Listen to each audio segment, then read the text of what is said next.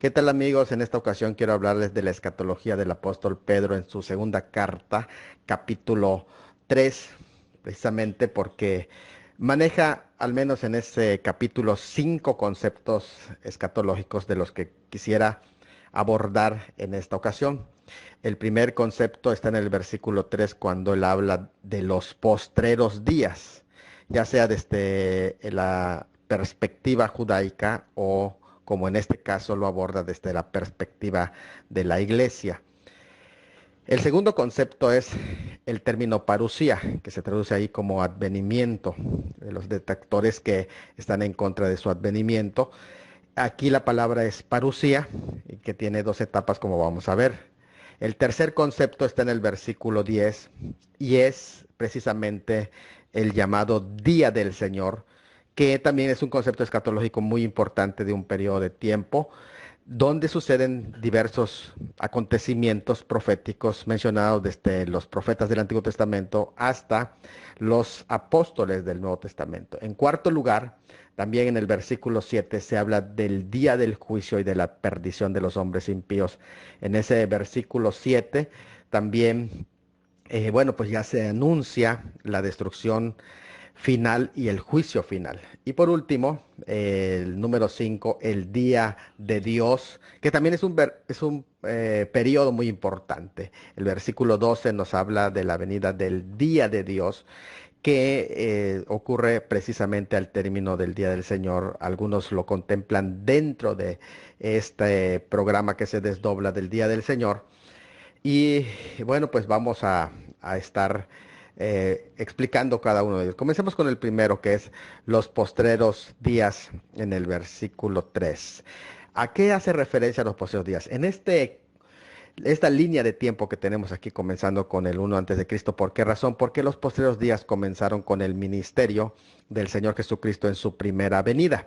La primera venida del Señor Jesucristo, como podemos ver, es un programa que abarca desde su nacimiento, que ahí comenzaron los postreros días con la llegada del Hijo de Dios según Hebreos 1:1 y culminan con su ascensión. Todo ese periodo de tiempo es llamado la primera venida o su venida como Cordero.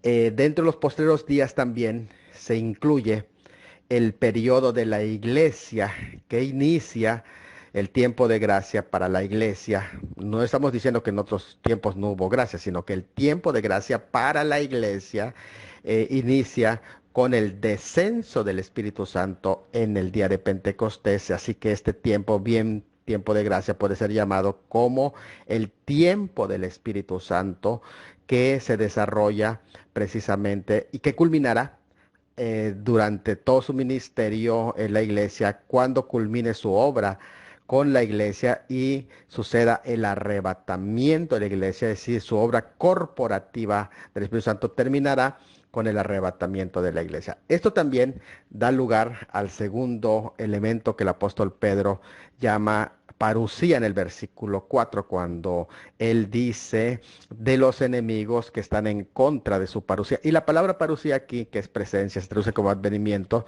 tiene dos características, que comienza con el arrebatamiento, porque estamos hablando de la parusia, y la manifestación del cordero en el proceso de convertirse en rey, en el león. Entonces estamos hablando de las bodas del cordero y abajo la ira del cordero, o llamado también la gran tribulación.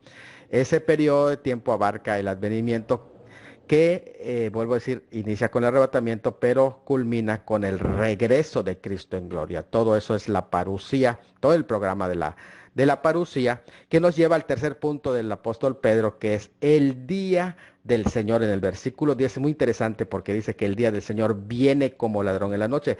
El término ahí que se utiliza, que viene como ladrón, significa que comienza como ladrón en la noche, es decir, de manera inminente, porque el día del Señor sorprende a los hombres que están en tinieblas, según 1 Tesalonicenses 5, no a la iglesia, no es para la iglesia, es un periodo para el mundo en tinieblas y comienza como ladrón porque puede suceder en cualquier momento, al igual que el arrebatamiento de la iglesia y precisamente posterior a él, el día del Señor viene como ladrón. Ahí es el inicio del día del Señor, más no la consumación del día del Señor, porque el programa del día del Señor va a abarcar todo el periodo de la gran tribulación llamado el día de Jehová, que abarca hasta el tiempo de su regreso, incluso va a abarcar el periodo milenial que comienza con su regreso glorioso y termina con el juicio final, que a la vez, bueno, concluye con lo que es la destrucción de los cielos y la tierra actuales. Por lo tanto, todo ese periodo de tiempo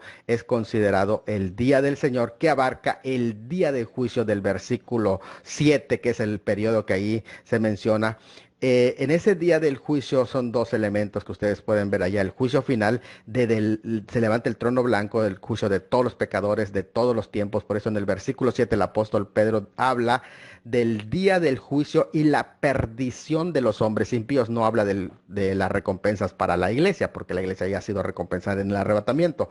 Aquí es el día del juicio final y de la perdición de los hombres impíos, de delante del cual huyeron el cielo y la tierra, es decir, el periodo en el que los cielos y la tierra actuales son incendiados, y precisamente este acontecimiento tiene una razón por la cual el apóstol Pedro lo expresa en el versículo 12, que es la venida del día de Dios, la venida del día de Dios, a causa de lo cual los cielos pasarán con gran estruendo. En la venida del día de Dios, en el versículo 12, la palabra allá es a causa de cuál.